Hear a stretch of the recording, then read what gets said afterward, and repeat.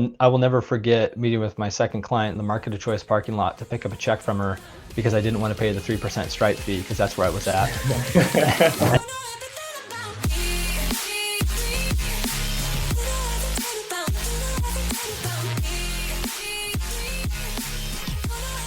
What is going on, ladies and gentlemen? Welcome back to another powerful episode of the Creative Journal podcast by MMG Design. Today we have an incredible guest, and his name is Mr. Sam Sarsten. Wait till you guys get a load of this fella. Sam is a solo web designer and SEO specialist from the one and only Bend, Oregon. He founded Thencan Design, which is a web design and SEO firm based in Bend, Oregon, to help small business owners stop being digital marketers and help them get back to their business. He promises on delivering more TLC, which stands for traffic, leads, and clients, to his customers, which he cares for with the utmost value. And be sure to check out his YouTube channel, where he talks about all things small business SEO and AI, and he's really carved out a great niche for himself in that section of the internet on small business SEO. And we had a great conversation today that I'm excited to share with you guys. In this episode, expect to learn Sam's journey as a young freelancer, quitting his job after having 0 clients in the pipeline, the small service he uses to offer $6K in recurring revenue, and who Loaf the Corgi is, and much, much more. This is entry number 42 of the Creative Journal podcast by MMG Design, featuring Sam Sarsten.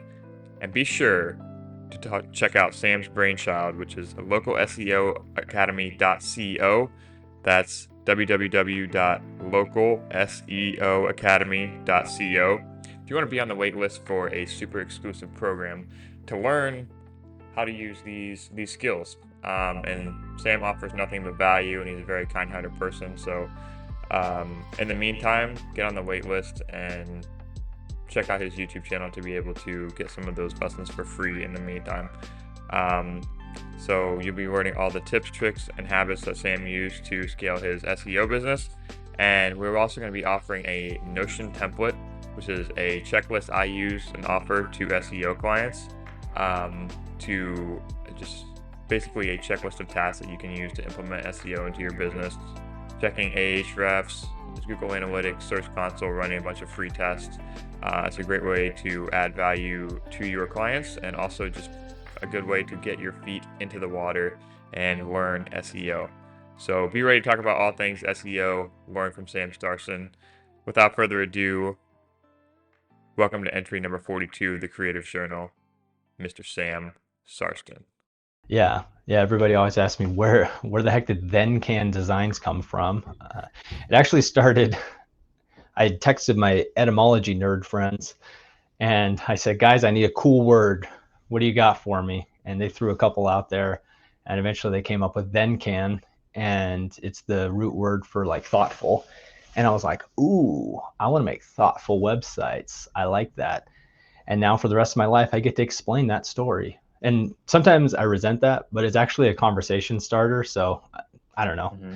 I also usually make the joke that the domain was available because that's a problem. So mm-hmm. Yeah, the reason I wanted to know that, and the reason I wanted to record that, is because I have like almost the exact same story. Like I changed it. This was very recent because I realized like, okay, I got to grow up a little bit. But I started as Mindful Milligan Graphics because it started off as a freelance design thing I did in college, like for athletes, baseball, football, track. It was basically just social media graphics. So it's like, okay, mindful. And I was really into like meditating and like holistic stuff, like running and, affirmations and all that, like new age stuff that you probably find like in college. And anyway, so I was like, okay, Mindful Milligan Graphics.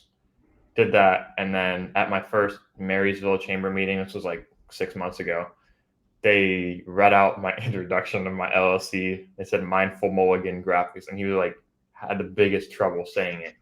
And I was like, I'm supposed to raise my hand for that, but I'm not going to. But so I switched it to MMG Design. So it's kind of the same, kind of not. It was kind of enough of a pivot to where it's the same thing, but it's like a lot less atrocious and shorter, and MMG is just flows off the tongue a lot better. So But Yeah, yeah, those roll off the tongue. Thencan But was. I appreciate that story. Mindfulness is Mhm. important. So I Yeah, think a lot of that's why. people, I bet a lot of your clients would appreciate that story. So don't be afraid to tell Yeah, it.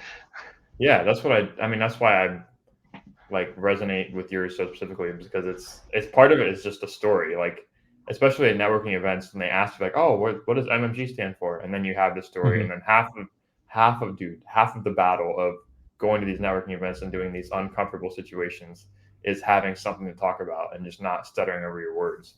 Because I bet it's like that is me a lot of the time. So having anything to fall back on.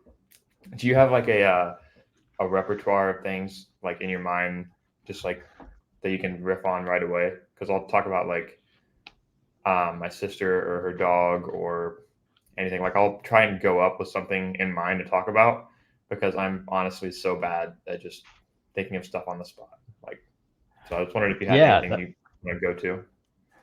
yeah, that's a good one. I've always been a big sports fan growing up, and so I will either, if I see a team I like, that makes it very easy because I can just go straight to a player or something like that.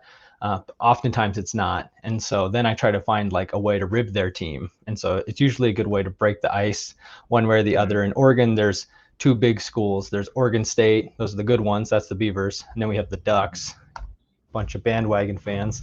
And so I Mm-hmm. always carry my Beavers water bottle around, and it will either cause good conversations or bad conversations, but it starts conversations and then we kind of go from there. And so a lot of times Mm-hmm. people will, we only got the Blazers out here for professional sports teams. And so there's a lot of people picking one side of the fence for the college teams. And so a lot of times that could be my entryway into a conversation. I'll see them wearing a Duck sweatshirt and I'll say something, like, oh, you guys are all about the money, huh? That's why you're going to the Big Ten. And then Mm-hmm. they'll be like, well, I think it's a bad idea too. And then next thing you know, we're talking, and then I say, what do you do? And I'm a big fan of I can't remember the book. I want to say it was Dale Carnegie, How to Influence Mm-hmm. People or something like How to that. win One of those friends. Yeah, win classics. friends. Yep. Win Yeah, friends and I try influence to. I'm people. That's a good I'm one. constantly trying to flip the conversation back to them, especially with newer people, and especially like early on with clients. I'm always trying to flip it back to them because, and also I like to learn. I love learning about people and their stories, and so I want to. A lot of times, one of the first things I'll ask people is, "What do you do?" Because I know they want to get that out, and then a lot of times I'll follow that up with like, "How did you get into that?"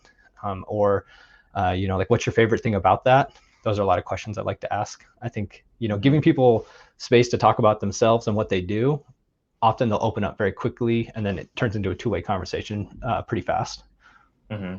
Yeah. I mean, yeah, that's great. And I think, and it's almost counterintuitive too, because you almost think that people don't want to have the spotlight on them, because like Mm-hmm. if someone were to like put a microphone in my face and make me say something, then I would just be like, get away from me. But no, people actually really like talking about themselves, and we do too. Is you have to find a personality that brings that out of people. I was I get coffee with this guy every Saturday, every other Saturday, and genuinely, I met him at a networking event. But his name's Michael, but he's like genuinely one of the most interesting people like I've ever met. And I said, Michael, like, and he's a very weird use case, because this guy, he has an incredible story, and he's like one of those people that'll say something like it's no big deal, and it just blows my mind, and just Yeah. consistently, time after time, is like it's no big deal to this guy. But basically, long story short, one of the stories that he told me last time was, and by the way, we'll like go. The reason I go over to his house on Saturdays is because he's like super ritualistic about his coffee. He has like all these super expensive beans, and he has a Chemex, and he does this whole process, and he's teaching Oh, me about nice. it. But he has a photography business. But anyway, the one thing he said was that he had four roommates in college, and they all went on to be founders. And he named these Hmm. companies. One of them was like a coffee subscription service. The other one, they're like four marketing companies, and he's bringing up these companies on LinkedIn, and he's showing me it's like 300 employees, like all this stuff. And he's like, Dang. yeah, we talk every now and again. And I asked him, because like we got to know each other pretty well, and I said like, do you ever feel like you didn't live up to those people around you? Hmm. Um, he has 4 kids, lives with his wife, and he works from home. He doesn't make, ridiculous money, but he's like, no, because I kind of know my role in that I'm someone that can have great conversations with people, and I'm one of the most well networked people that there are. And I kind of know that I know my role as the person that can always be there for other people, and I kind of live vicariously through that. And there were times when I felt like I wasn't enough, that I wasn't sufficient. And he's one of those people that like won't do his photography for money, and he is incredible, like incredible photography. I know this whole this topic of this podcast isn't about him, but he just I would talk about him a lot, like to my parents and my sister and everything, because he's one of those people that really just I really look up to and blows my mind. And I wouldn't have met him if it wasn't for going out of my way to go to these events and stuff. So business incentives aside, is kind of what's taught me, because when I first lost my job and I was like, okay, I have to make this work. Like this isn't just an event I'm going to be social. Like I have to be a business owner here. Right. This is how I'm going to eat. And that's a very flawed mindset to go into it with, because you just have to let it happen, and you have to view it as we're all here for the same reason. And I think there's kind of the shared human experience of like, this could be an uncomfortable situation, but we're kind of all in it together. And now I honestly really look forward to them. Like I used to get nervous, and I still do sometimes, but it's always, the uncomfortable situation, I think, are where you grow the most. And that's definitely taught me that so far. So I literally said that earlier today. I was like, the most uncomfortable situations are where we make the most growth, right? I still remember my first networking event, like sitting in the parking lot for like 10 minutes being like, what the hell am I doing right now? I was like, am I about to be an agent of my own company?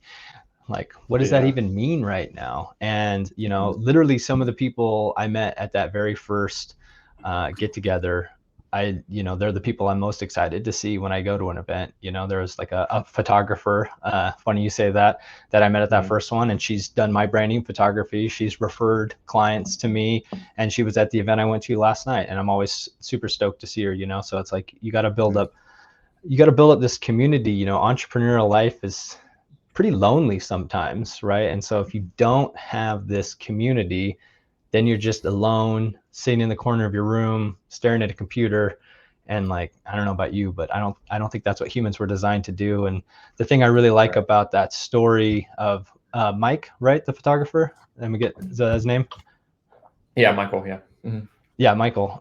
Is it sounds like he's really figured out like what he wants out of life, right? He says, I'm a connector, and he connects these people. And at the end of the day, if we were to sit down and try to eavesdrop on our funeral, I don't think we're going to want to hear that MMG hit 7 figures and all this stuff, and the Thencan Designs was acquired for $200 million, things like that. Those aren't the things we're going to want to hear. We're going to hear that we were a good son, we were a good friend, and all these other things, that we showed up when we were supposed to, and part of that is being a connector, connecting humans. So yeah, I mean, it's great to we want these businesses to succeed, so that way we can pay the bills, and hopefully the cup gets full and we can allocate those resources where it's more needed. But there's a lot more to life than that.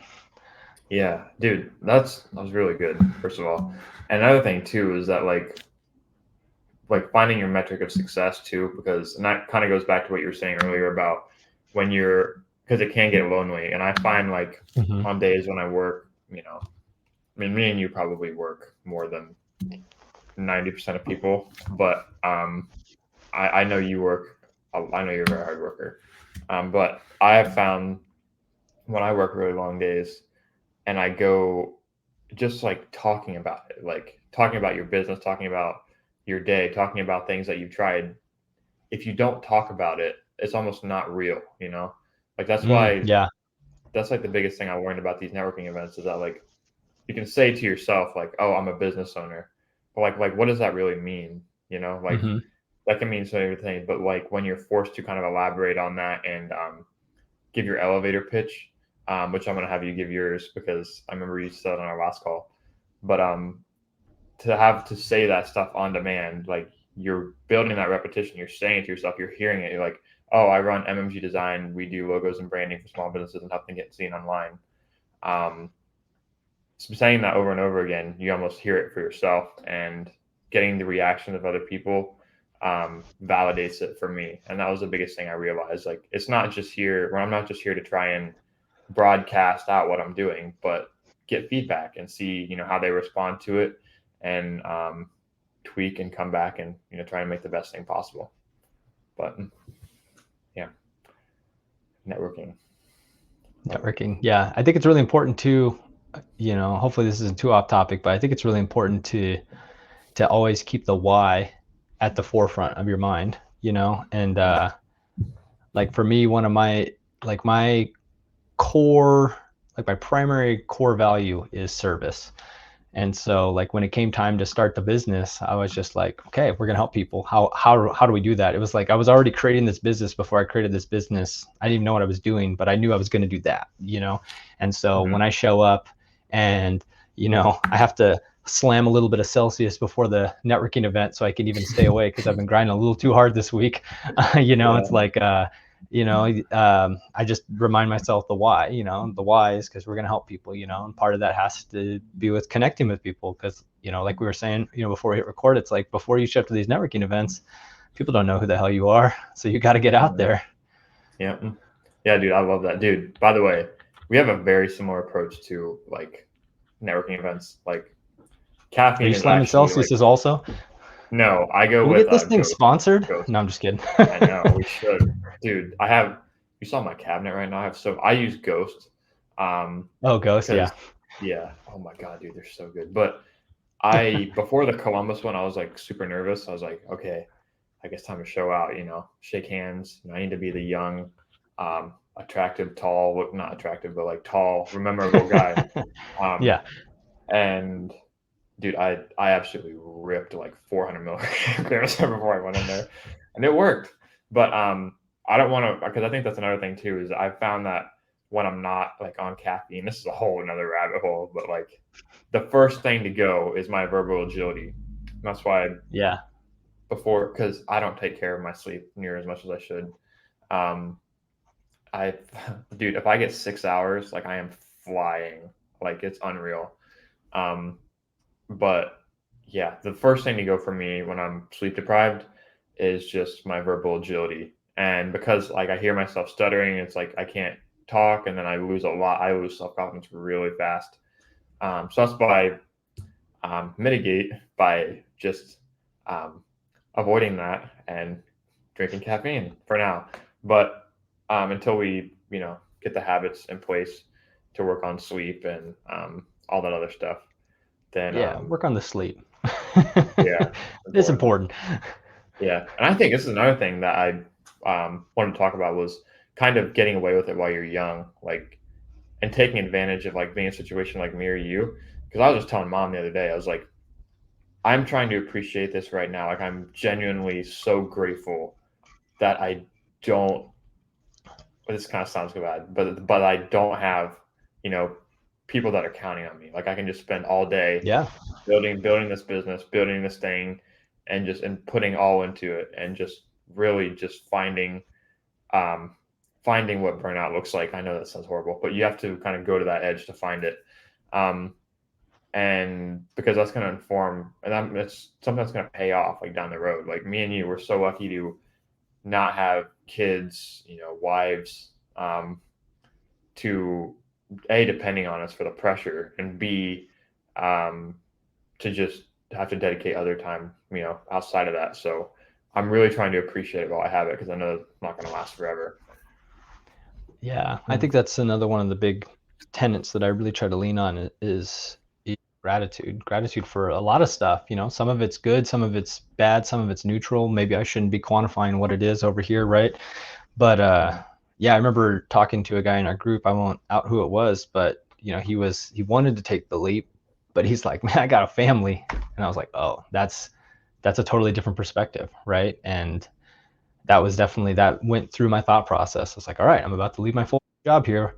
Can I do this? And it was so much easier to calculate that out, knowing that the only person that really was relying on my paycheck was me. And also, like, the expenses are way less, so it's easier to stack up a couple paychecks and take that leap when like the only one that you're relying on is yourself, or the only one that's relying on you is yourself, and that again, the expenses are just lower because there's less people to worry about, right, with one. And so yeah, it's an absolute blessing to be in this position.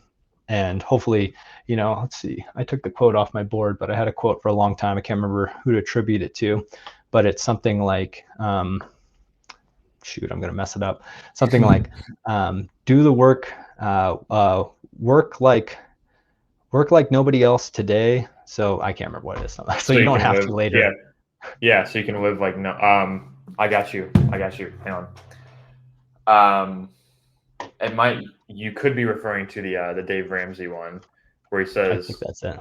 Like, he says, live like no one else so you can live like no one else. That's what he says. Yeah. He says, like, work like no one else today so you can live like no one else tomorrow. Something like that. But that is a good one. That's a good one a lot.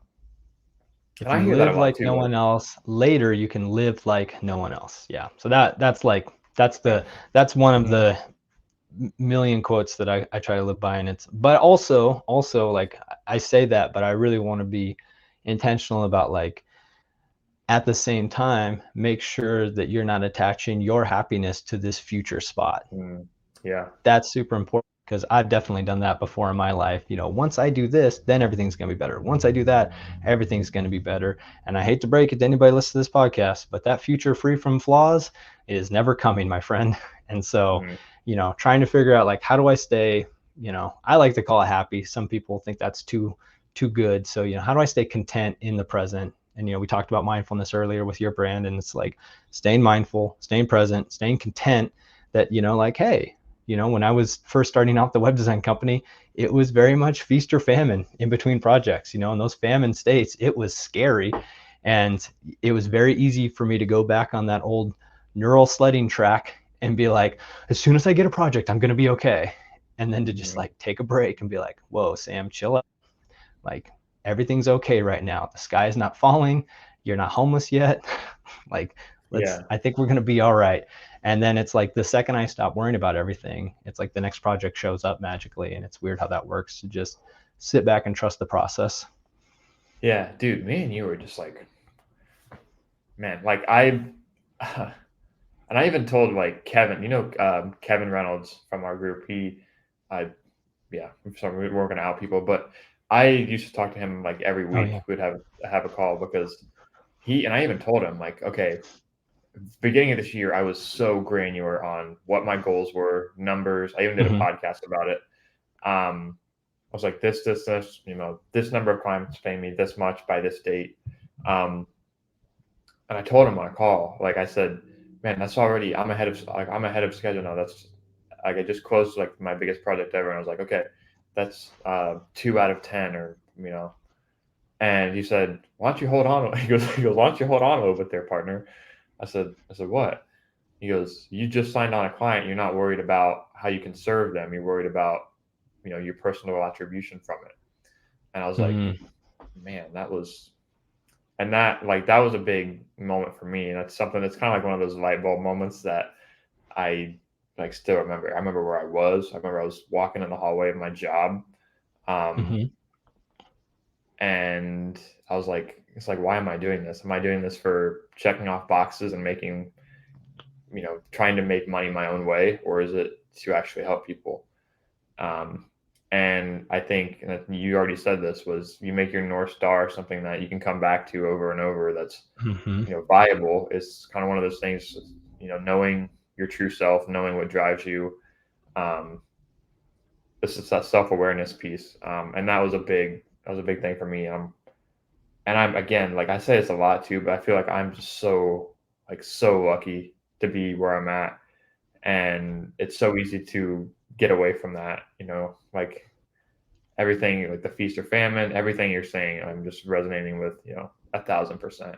Like, it's honestly pretty crazy, but Yeah. Even though like I've heard, and I've said this about a couple people, like there's a kid named Aiden that he's in college, and I had him on the podcast, and he's just like genuinely just like one of the nicest people I've ever met.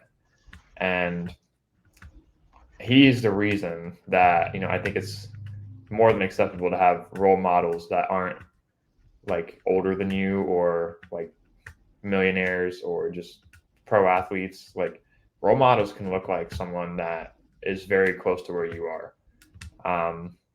And you can, it's hard to like, pick and choose like what parts of people that you like and that you want to embody.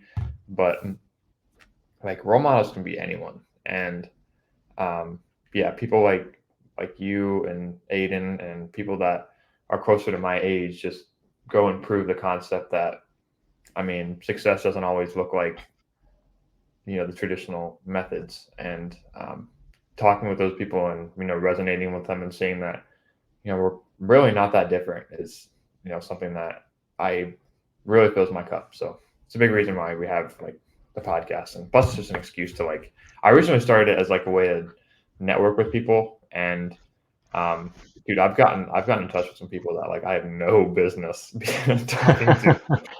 That's pretty cool.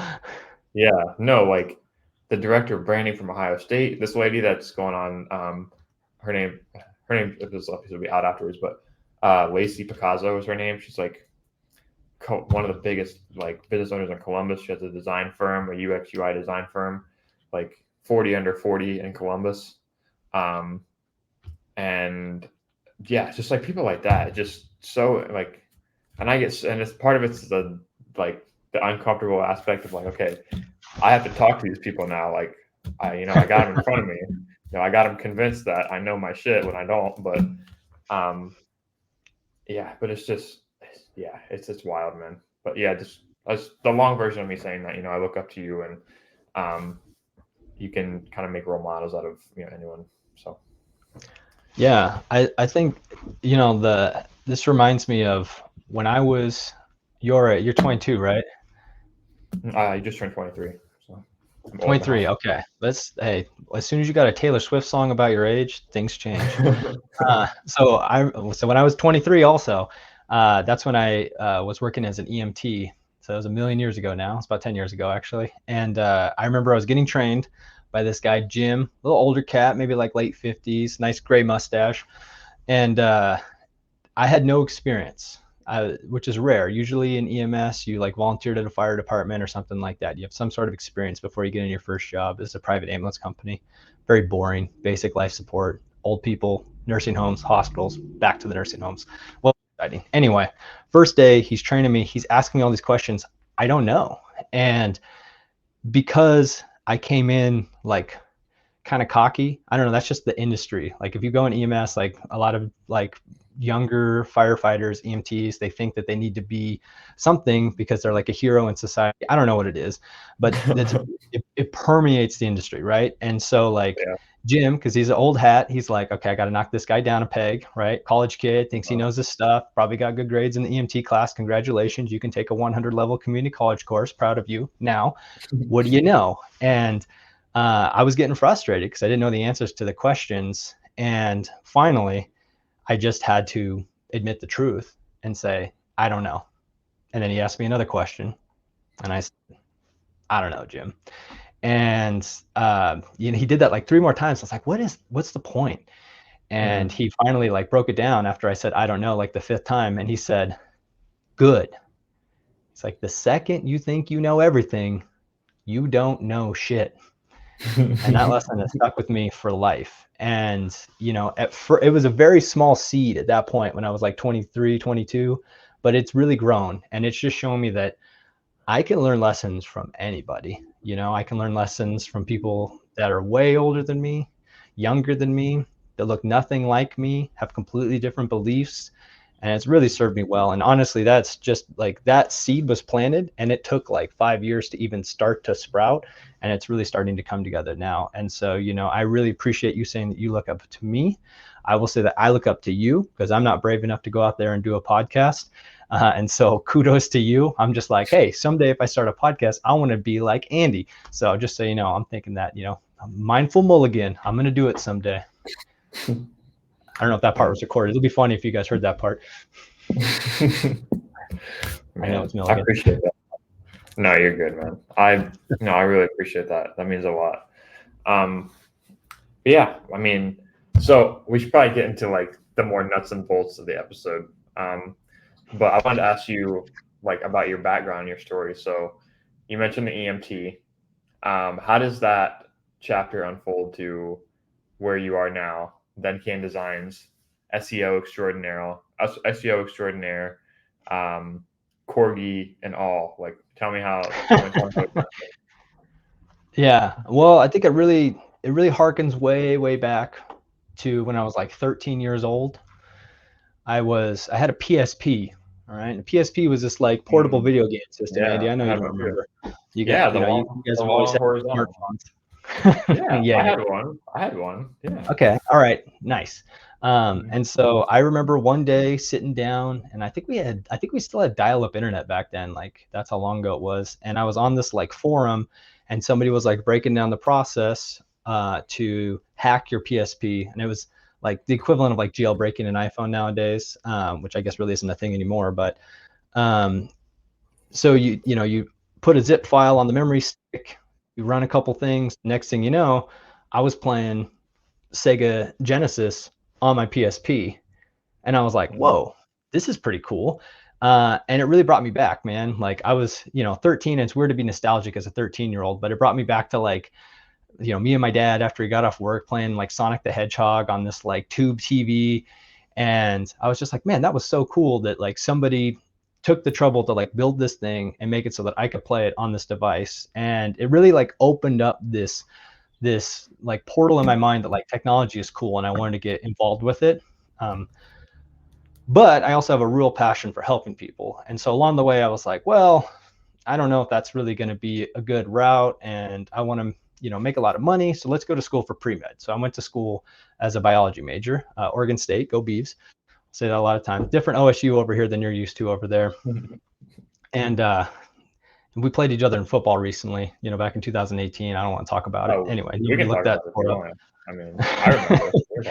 Yeah, it was pretty bad. Anyway, so going to school, and like a lot of people, I was kind of looking for like a side hustle, just kind of looking for a couple extra ways to make some extra bucks. I was like a dishwasher for a little bit, which I didn't like. And right around that time is when smartphones started to become really popular, and I had a HTC Evo, and the HTC Evo 4G was like one of the first smartphones on Sprint back in the day, and you could root it and you could put a custom ROM on it. And I'd somehow gotten this job as like writing articles for the blog that was like talking about all this stuff, and it was like $10 an article, like nothing big. And I was only like half in on it. I was like trying to like write the articles while I was in like lectures and stuff, and so I'm not a copywriter, and never happened.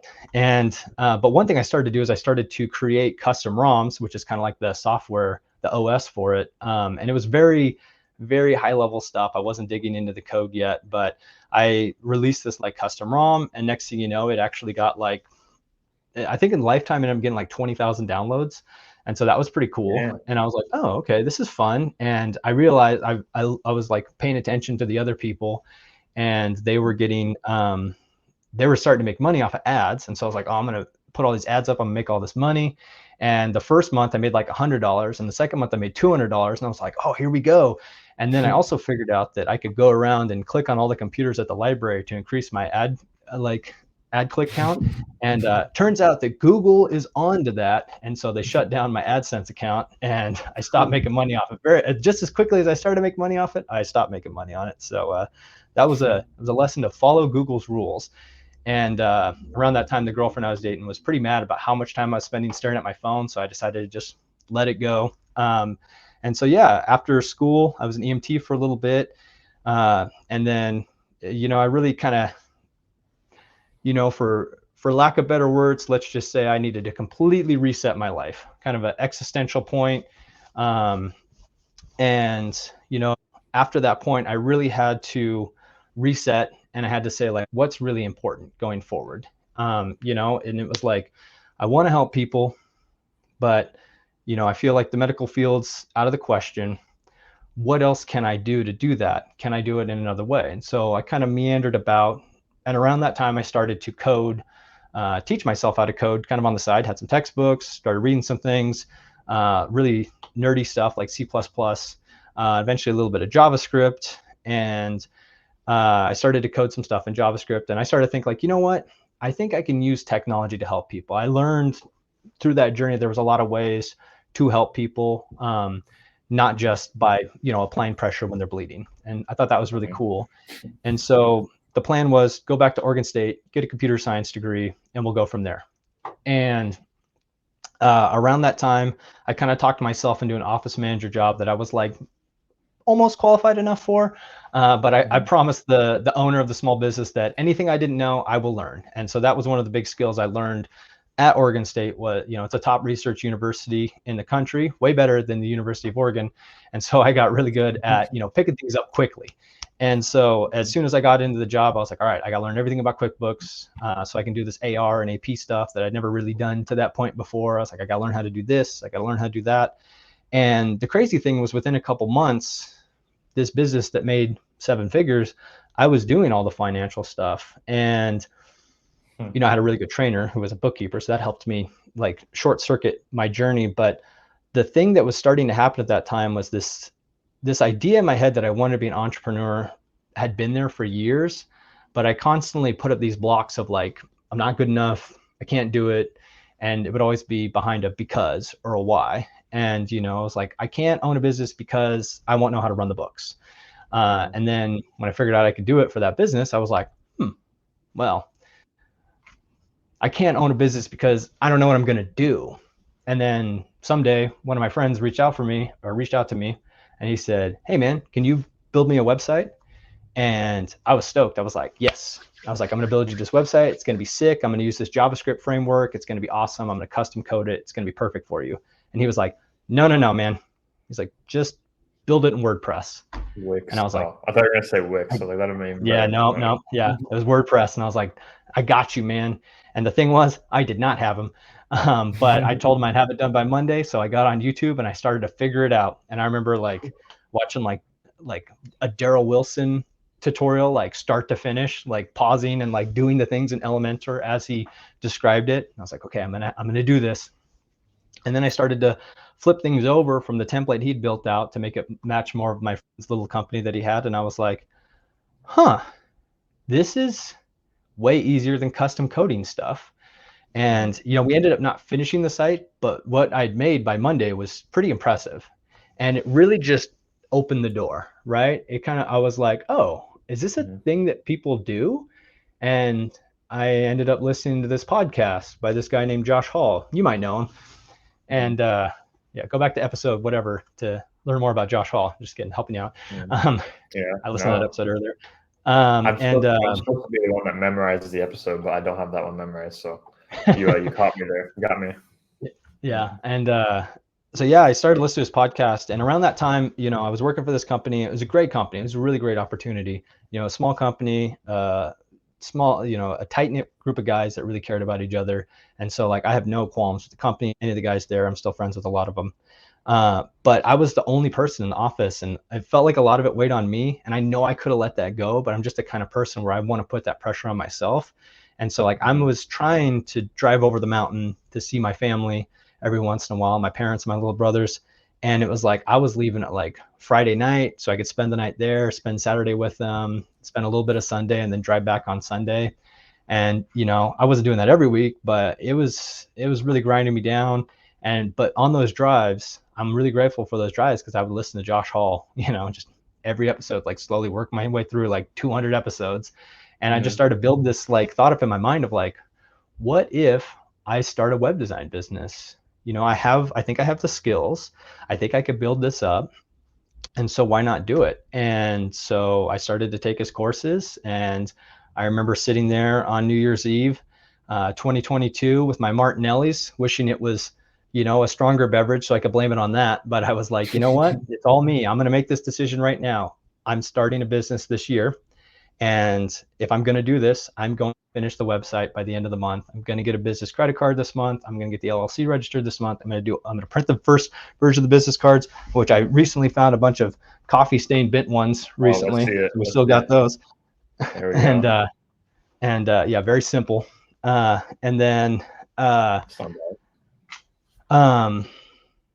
and I just decided to go for it, and I didn't really know what the timeline looked like. We were talking about this earlier, like, what do we do? But, when I was really checking in with myself, when I was really starting to make that decision, I tried to go back to 18-year-old Sam that started going to school for pre-med. And I just remembered, like, the main thing he wanted to do was to help people. And, the main thing that, 33-year-old Sam today wants to do is help people. And the big difference is I've been able to align the rest of my core values. That's the thing that's really shifted in the last 15 years. I started to do all this stuff back then, but I said I was doing it for my little brothers and my family and my friends and stuff. And then I just go off and party and do the things that young people do. And, I got a lot of wreckage along the way. And so I'm glad to be over in this part of the journey where I feel like things are finally starting to line up better. And so every day I can kind of wake up and like we were talking about earlier, look at that North Star and be like, yes, okay, I know I'm heading in the right direction, even if it gets scary. And so, yeah, as I started the business, I was very unsure of what would be next, but I just said, you know what, if I just stick to my why, I'm just going to trust the process and we'll see what happens. Yeah, I love that, man. And I come back to it over and over again because when you're working by yourself most of the day, as we do, you have to remember, because it's not easy. You have to remind yourself of, why you're doing it. And if you can keep it top of mind, it just makes it a lot easier to push through the parts of your day that A, aren't fun, and B, just drain you. Like there are parts of the day, and we talked about this. I think it was the first time we talked, but like knowing the parts of your day when you can like handle the stuff you don't want to do, like, because you said it too. It's like the hardest things are, where the most growth happens. So you have to interject them into your day somehow. But finding a schedule where you can have like the most willpower to be able to do the things that you don't want to do is a big part of it too. Because there's no solutions, only trade-offs. It's something that is really top of mind for me right now, because if left to my own devices, I think this is true for everybody, but we all have a front row seat at our own shortcomings. But if left to my own devices, I will find myself, on LinkedIn, on, doing stuff, just, running around, having to like create the perfect conditions, like, oh, I'm gonna make another cup of coffee, oh, the conditions aren't perfect, like just honestly just being a little bitch and just sorry, but it's not getting to work. And yeah, you have to have that forefront at the front of your mind. And I think it can change sometimes too, but yeah, I think we're all in it to help people on some level. And I know that's why I'm in it as well. And it helps you, like I said, when I was talking to Kevin, it helps you when you deviate from it, because I have before, and I'm sure I will again. But you have to have those things and interject them consciously in your day so that you can just remind yourself, because we're the ones that are in it all the time. Like it's not like we can bow, like we'll get there eventually, and we're already kind of starting to say like, oh, I'm not feeling it today. Thencan is, closed down. We're not going to talk to any clients. We're not going to do anything. We're not going to say we're open for businesses, because you're the one that is the detriment of it, and not just you, but the people that you serve too. So you have to have that at the front of your mind too. Another thing I wanted to talk about too was how different is it now compared to kind of when you started? Because how long have you, what was the day? Because I know you remember this, but like, what was the day when you're like, okay, I'm all in officially? How long ago was that? And how much has the business changed kind of since day one? Yeah. So, I registered the LLC on January 6th, 2023, and I remember that day for a different reason than everybody else in the country because it's my mom's birthday. So happy belated birthday, Mom. But What's her everybody name? else for a different day. Stephanie. Stephanie. Okay. Hi, Mom. I was always told if I do an interview, you're supposed to say hi, Mom. Hi, Mom. Love you. Yeah. And so that's when I registered the LLC. But I was side hustling at first, right, as we do, but I got a lead somewhere along the way that I thought was going to be pretty lucrative, and I did the math, and I was like, oh, that buys me X number of months, so I can put in a notice earlier. And so I put in a 2 months notice at the end of February for May 1st, and turns out that lead did not materialize. So I left my full-time job with 0 paid clients on May 1st of 2023, Whoa, which is hell almost yeah. exactly 1 year ago today. So no better way to start, man. No better way yeah. to start. Oh man. Yeah. It's like, if you want to put some fire under your ass, try that out. And I'd done the math in my head. I was like, okay, I got about 3 months in the checking account if I, eat top ramen and live like I did back in college. And then I got about 3 months in savings. So that was my cushion right there. And so, the early days, it was a little rough, but we got a couple clients. May or may not have been able to convince my past employer to let me do a website. So that was a good first one. And then I went out to a BNI group and got just as a visitor, and was able to get a lead off of that. And that's been one of my best clients to this day. And so I highly encourage people, while they're getting out, at the very least, visit these groups, even if you can't afford them, because that was my big thing. I was like, I can't afford $1,500 because BNI is expensive as heck out here. But at least show up, because you're going to make these connections. And some of the people I met in those meetings, I still talk to, even if I haven't done business with them, and I know they're thinking about me. And so that's always a good thing. But then it was like, okay, all of a sudden I'd closed a little bit of business, had a little bit of extra money in my new business checking account, which felt great. But then it was like, you don't get anything after that. And I'm still waiting for revisions and content and things like that. And so it's like the project, the second payment wasn't coming yet. And so like, I remember, I think I got one more project after that was pretty good, or a couple small ones. I was doing some landing pages. I remember my first landing page was $500, and my most recent landing page was $2,500. So that's fun to watch the evolution there. Yeah, dude, isn't that crazy? Like how fast it. Like I remember I did my first logo I did a shit ton for free, but I did my first paid logo. I did my first paid logo for $300, and it took me days. Okay, and then the last one, I mean, I'll say how much the last one was by far my biggest website project ever, and feels less so rewarding than getting paid for the first time.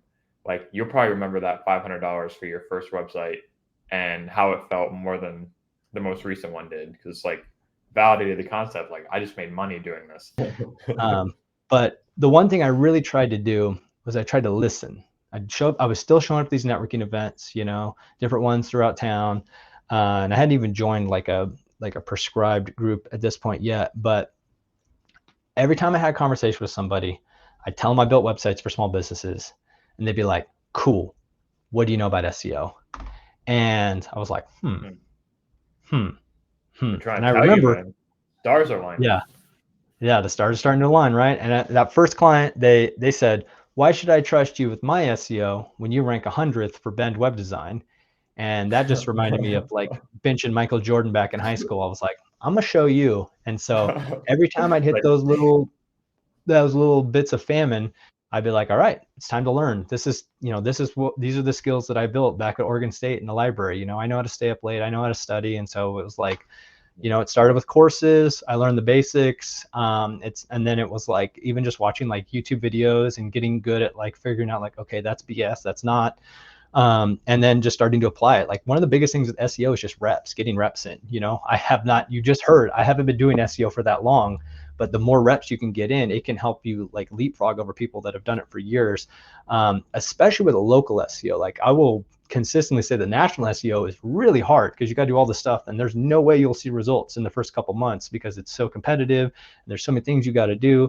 But when it comes to local SEO, it's like, I can't tell you how many times I've just like done 5 things to a Google business profile, and the next thing you know, they're ranking way higher. Now that's, I'll say, fact check there, that's a really non-competitive, like an uncompetitive, I don't even know if that's a word, space. And that's how a lot of people get these like vanity metrics they'll show on YouTube and LinkedIn and stuff like that. And so like, full disclaimer, that's low competition, but at the same time, like that changed that business owner's life. Like that went from them like getting almost no business to being like, oh, I think I can hire help again. And I'm like, oh, like that's what we're here to do, So anyway, I was listening to those things, and then all of a sudden I said, well, why don't I just do it for the first couple clients, right? You got to give it away for free. What does Hermosi say? You suck. So give it away for free. And so I did that. And then the first couple clients, I gave it away for very cheap. And, one of my favorites is this cabinet maker in town. And I remember we finished his site, and I'll never forget, he had one project out in his shop, and he kind of looked at me like, I don't know, like, let me think about it. And he thought about it for a week, and I was going to give him like 2 months for 3 or 3 months for 2 months kind of price. And he came back to me on the phone. He said, let's try it out. Why not? And we did it. And I remember I came back 3 months later, and his shop was full. He had a helper employed. And I was like, what do you think? Should we keep going? And he was like, what else can we do? And so that was a really good feeling. That just like that, as much as I can't, like, SEO is sometimes feels like such a scammy industry where I can wake up on any morning and just be like, I'm a fraud. I don't know what I'm doing. But then I have to play the fact check game with myself, right? I have to be like, okay, dude, like, what are the actual results you've gotten for clients? And sometimes it's harder, right? The custom cabinets one, that one's more competitive. And I've been taking on more things like electricians and roofers and general contractors, and that's going to be harder. I just know. And the thing is like setting expectations, right? But and you got to put in more work there. But it's like just knowing that I've seen results, like, just reminds me to just trust the process, just keep going, right? Remember the North Star, remember the why. And that changed the game, in November going into December. November, I had another big project, right? Another spike. And then into December, it was another deep, another stage of famine, right? And it really just felt like I was like, I don't know if I can keep doing this. Just like my mental psyche, I don't know if I can do this for another year.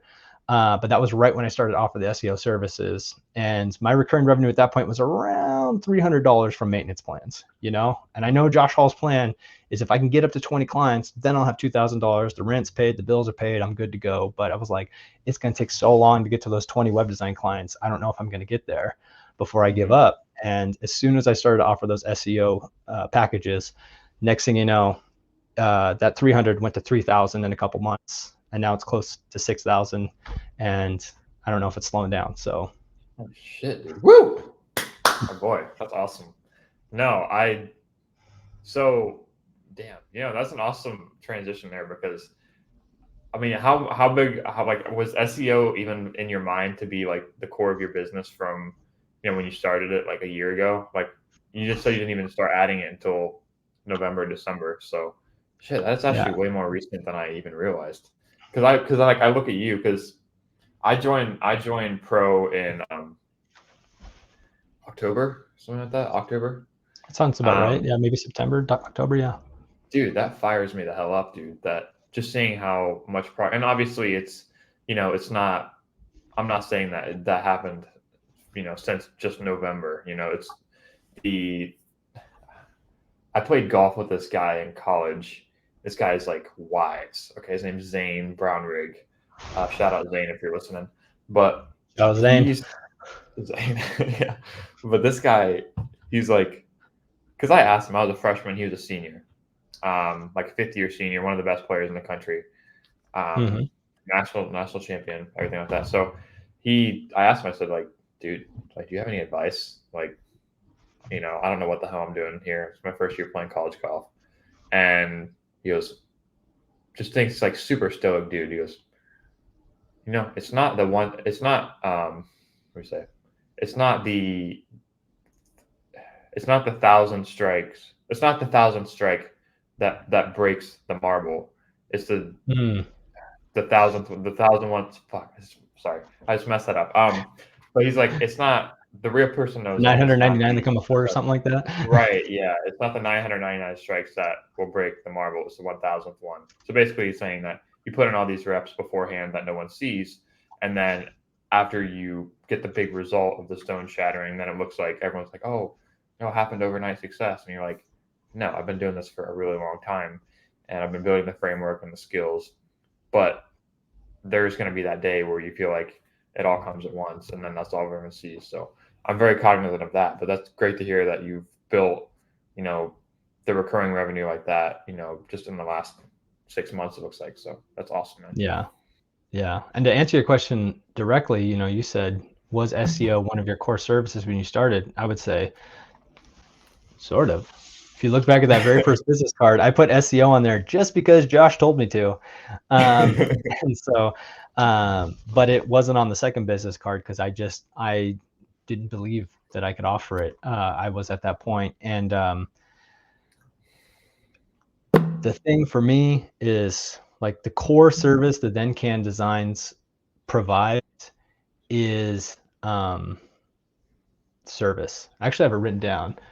We help people grow their small businesses online so they can better enjoy their lives, whatever the hell that looks like. Right now, that's SEO. And I got really good advice from an agency owner in town, and he said, look, man, web design is probably not going to exist in a couple years. Can we agree on that? And I was like, probably. And he said, but there will always be somebody between small businesses and search engines. And I think he said the internet, but I think search engines. And one thing that's really true, and I've heard this on YouTube since then, from one of those talking heads out there, is that even if it's not Google, it's been Google for the past 20 years plus, but it could change, right? OpenAI could release a browser tomorrow and really eat away at Google's market share. But as long as you're that person that's in between, you will always have a job. Even if you're utilizing 100 AI agents to run your agency, I think this was on Josh's podcast recently. It's like, AI is not going to replace web designers, and it's not going to replace graphic designers, right? But web designers that are using AI, graphic designers that are using AI will replace the ones that aren't. And so I think positioning myself there and just making sure that I'm an interface between small businesses and the internet, maybe search engines, I think is the place where I want to make sure this little company that I'm making starts. I think will always put me in a place where I can show up happy, because I think that if you're just so worried about SEO, like eventually SEO could go away. SEO is not dead. Don't listen to all the videos on YouTube. Those are clickbait.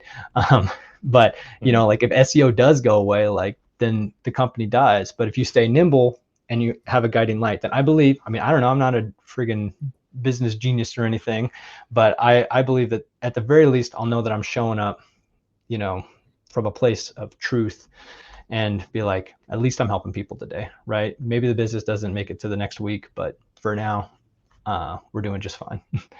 Yeah, man. And that's awesome. And it's validates a lot of, my experience too, just getting started. Like I said, people come to you. It doesn't even matter. A lot of it doesn't matter how you position yourself. It is important, but they're coming to you for you. Like I started doing graphic design, and eventually, you just become the person that they need service for, that they need you for service. And it's so much easier and it's so much more comfortable for them to go back to you for a skill that's, outside of maybe like adjacent skill sets than it is to, and I'm sure you get asked all the time, like, oh, can you do this, this other thing for our business, adjacent services, it's so much easier. And I'm the same way when I subcontract out work or when I'm looking for help.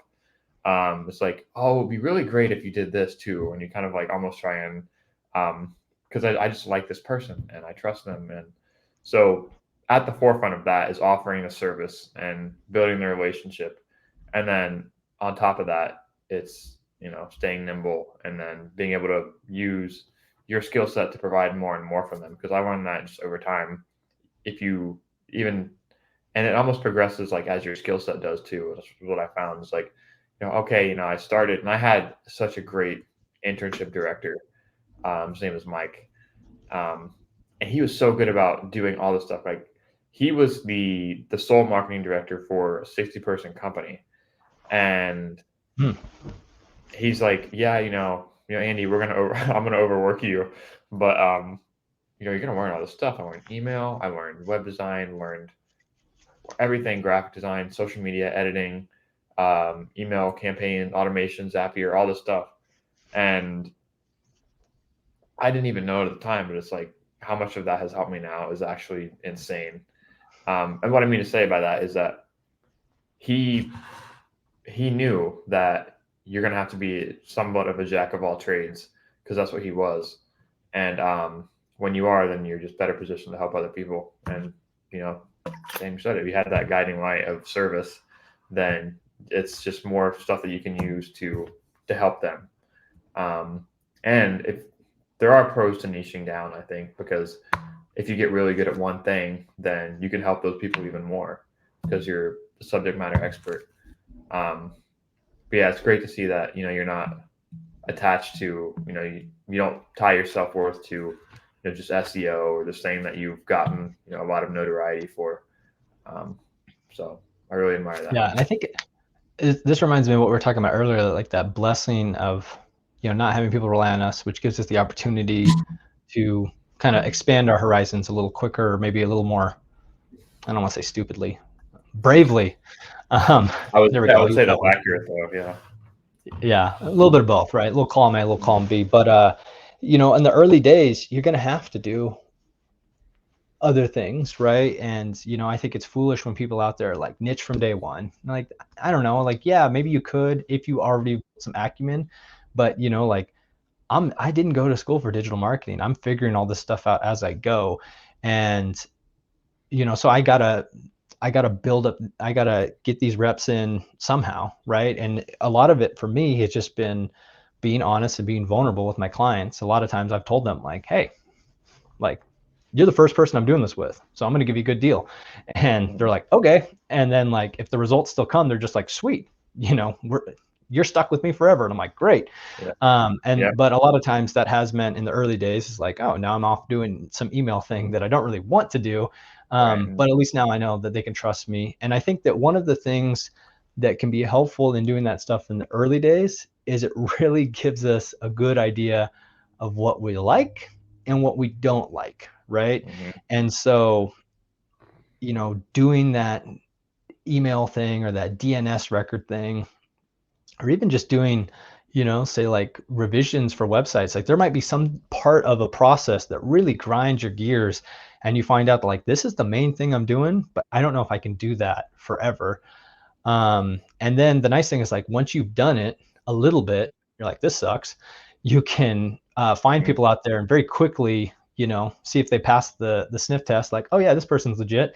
And then you can have these power partners. And then especially if they specialize in the other thing, I know we were talking about this earlier, but it's like, like I never want to do social media management. And so it's like, once I find somebody that I can trust, then I'm like, whew, like it takes a weight off my shoulder to know that I can like refer my clients to somebody else. And then like every time I hand somebody off to that person, like I know that's just like, was it Brene Brown talks about like the jelly beans or something when you're building a relationship with somebody. Yeah. And so, I feel like I'm giving her some jelly beans, she's giving me some back, and and it just works out. It's that that synergy, right? That 1 + 1 = 3, or I'm supposed to do that.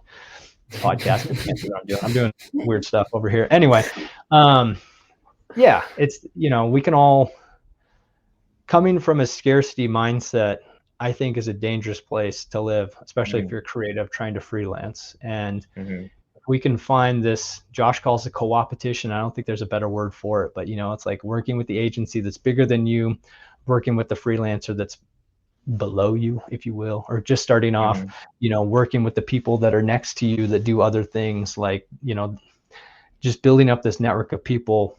As an entrepreneur, it gets lonely, but if you have all these people you can trust that are in this orb around you, then at the very least you have somebody to have coffee with, and on a really good day you might get a $5,000 client from one of them, and so that's pretty cool.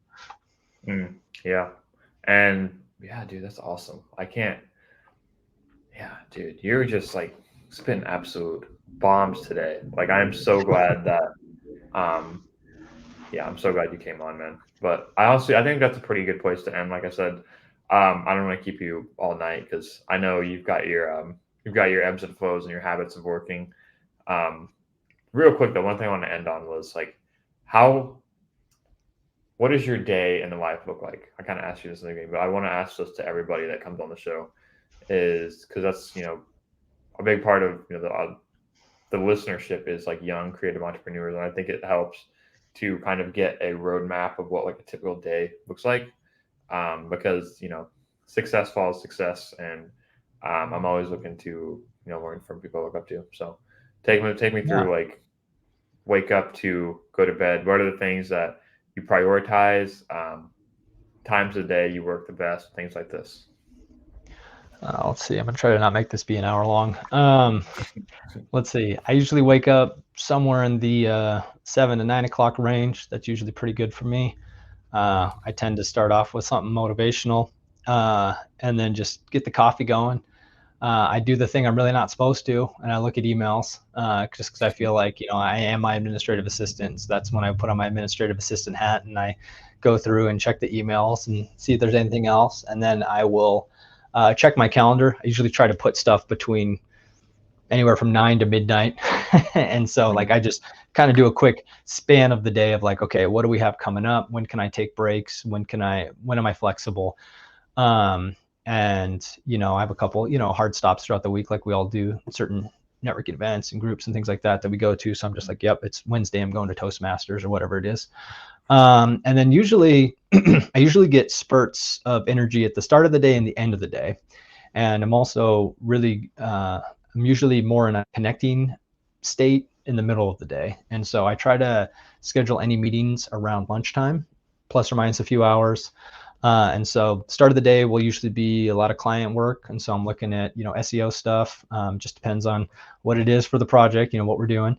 And then, like I said, I'll kind of go and transition to meetings in the middle of the day. Yeah, either new clients or meeting with current clients, just checking in on their projects to see where they're at.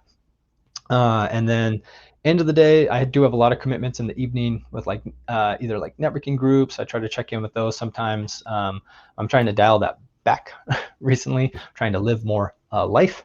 And so I try to leave as many evenings open as possible. But then often, a lot of times around 8 or 9, things just naturally get done. And so I will get back into the computer and a couple hours. It just kind of depends on the day. But I've definitely been trying to make more space in my schedule. Like Wednesday mornings, I've been skiing, which is a new thing for me. This is only my second season, so I'm still a noob, but it's been fun. I been trying to have weekends. I've been trying to have nights where I don't work. Doesn't always work out, but I try to at least give myself a couple hours. But like I said, I get a lot of good work done in those last couple hours of the day. That's when I record my YouTube videos a lot of the time, because Loaf's not barking around and the traffic's not coming, so the light's not flashing on the back. So and I'm really big on like 7 Habits of Highly Effective People. That's a big book for me, and his weekly planning thing I basically have in my Notion.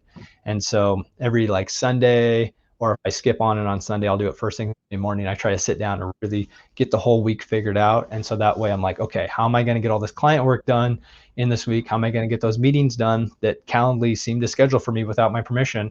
And how am I also going to live life, connect, and make space so that I could, travel over the mountain and not have to be in such a hurry to be with my family, and actually take a couple days off and do that kind of stuff. Yeah, man, that's awesome. I think there's a lot to learn from that, and I appreciate you sharing, because I know I've had people ask me that too, and there's always a little bit of like animosity for me, at least. I'm like, oh, should I share that I, like don't have a life? But that's very similar to me, like, to be honest with you. And I think I'm trying to like appreciate it now, because scarcity mindset is just one hell of a thing. And you mentioned it earlier, but I don't know what the number would be for me to change. Like, right, I already have so much anxiety around not getting enough done in the day. Like, because I'm starting to grow a network like locally, and at least once a day I'll see someone, and it's like, oh, unforced conversation, or get a phone call, or something like this. And dude, like, the whole time I'm thinking like, I need to get back to work. And I'm just like, and afterwards I'll realize that, like, man, is this ever going to go away? Like, this is what life's going to be like now. But I don't know. I think there's something to be said too about getting fulfillment from your work. And like, I don't know. It's kind of one of those things where it's like, you don't know what you don't know what you're missing out on, because it's just not part of your thought process. Like, for me and you, there's probably, and a lot of other people are like this, there's no alternative. Like, you can't imagine doing anything else on a typical, 9 to midnight than, growing your business. You get a lot of energy out of doing that. I get so much, not energy, but I get so much validation, so much fulfillment, um, so much energy out of just getting the other day and knowing, like, dude, like, I grinded today. Like, there's no way that if I spend the next, however long doing this, that I'm not going to get the results that I'm dreaming of. And I get a lot of fulfillment out of that. And that's a big part of, I think, that's why we live as humans, is that fulfillment from work. And for some people, that fulfillment comes from other places, like, interpersonal relationships, or I just know that, my parents think I'm very strange and abnormal, that I work as much as I do and I spend as much time, marketing and doing all this stuff on social media. And they think it's very, because at their age, it was totally different. I mean, they were both like lifelong employees too. So, like, one of them was a cop for 35 years, the other one's a librarian and a teacher. So they don't really know anything other than, shut it off at 4 and, go and live your life. And there's definitely a value to that. And that's something that you kind of have to teeter on both ends of the fire to kind of find somewhere in the middle. But it's super refreshing to hear that, that there are other people that value the same things you do. And I think it's also kind of a reality check to people that maybe aren't doing that aren't, putting in the hours and, maybe aren't seeing the results that they want, then to kind of see what other people do and, maybe make adjustments accordingly, or just question what your expectations are and if they match what you're doing during the day. But I appreciate you sharing that one. Yeah, no problem. I don't know if work-life balance is a real thing. That was air quotes for the people listening. But my thing is, for me, I will speak from my experience, is just like you said, like when I log back in to SEMrush and I see that big like position jump based off of that thing that I did the other day, I'm just like, yes. And even though I'm just all alone in the corner of my room, I'm like, yes. And I have a little celebration by myself, and I feel like I should actually like get up and dance. High five. Yeah. Yeah. But at the same time, like one of the things that I've really worked on cultivating over the last couple of years is, bring it back to mindfulness. And so like when I am presented with an opportunity to connect with another person, whether it's in rec land like we're doing right now, or it's in real life, like I will, it takes 2 seconds to put this thing in do not disturb like I have it right now, so that little buzz won't be bugging me. And I can sit there and I can really focus on what I'm doing for the next hour and a half, the next hour, the next 30 minutes, whatever it is. And then I can like get out of that and I can go back into work. It's like I'm clocking in and clocking out throughout the day so many times. And for some people, I think it would drive them absolutely freaking crazy. But for some reason, for me, like it's like a great balance. And, I still, maybe that's what that is, but I still don't think I've found it, because I know I need to relax more. But, maybe I'm relaxing when I'm back in SEMrush. So it is what it is. Yeah, man, that's that self-awareness piece again. But no, man, I super appreciate you sharing and for coming on today, dude. Like, I know podcasts aren't easy for some people, but I try to make it as laid back as I can. And I think you absolutely killed it, dude. Like, it's one of the most fun ones I've had. I'm not worried about impressing you. Appreciate I'm sorry to say, but yeah, I heard you a little nervous on some of the other ones. Yeah, dude. The one that's coming out Wednesday, you listened to that one. I was like, not in a good headspace, but it's kind of, dude, listening to yourself talk, that's such a bitch. Like, that's just horrible. Like, that honestly is like a knife, like, just, and I do it every week. And hey, you do a great job, man. I really like, I haven't, I'll be honest, I haven't listened to every episode, but I listened to a lot of the early ones. I listened to a couple of the guest ones, and it's pretty cool what you're out here doing, man. I appreciate it. And it's like documenting that journey. It's so important, because like there's 1,000 other people that are just like you right now, that are trying to do the same thing, that for whatever reason don't want to get this story out there. And so like what you're doing, it's just helping them have somebody to relate to, you know, just like how I was listening to Josh on those car rides over, like the stories that you're sharing, and also like other people's stories that you're letting be shared through your podcast. Like it can help people move the needle to leave their job. So the employers of the world are like, stop it, Andy. But the young creatives are like, keep inspiring me, Andy. So there you go. I really appreciate that. But one of the biggest reasons I started was because it was like a place of insecurity. Like I was like, okay, you know, I love like learning stories. Like I love just learning about other people because I'm always thinking, like I'm always in my head so much. I was like, okay, what am I doing wrong? I'm not where I want to be. I must be doing something wrong. And the biggest thing that shows taught me is that everyone feels that way to some extent. Like we don't know what the hell we're doing. Nobody does. Yeah. So we're all just kind of like fumbling our way forward. And for me, there was so much validation in that, and also empathy and, you know, understanding. But it started for me as a place of like, okay, I know I'm not the most talented person, but if I can give people a platform where, you know, they get validation and I can share like all these interesting creatives and share their stories, and then I don't have to worry about trying to impress other people, which I feel like I spent a lot of my life doing. And yeah, it's not about me, and that's what I love about it. So, but yeah, man, thank you like so much for coming on. Where can people find you? Thencan, Loaf, all the good stuff. Where can I get to find you? Yeah, friggin' Loaf. He didn't get enough screen time in this one, but yeah, obviously, thencandesigns.com is the website, but probably get more useful content if you head over to YouTube. Just search for Thencan Designs, pop up. You'll see some Loaf shorts on there. So if you're a fan of corgis, be sure to at least check it out for that much. And if you want to learn about SEO, you might learn a thing or two there. And then you can find me on LinkedIn too. That's the only social I'm willing to do.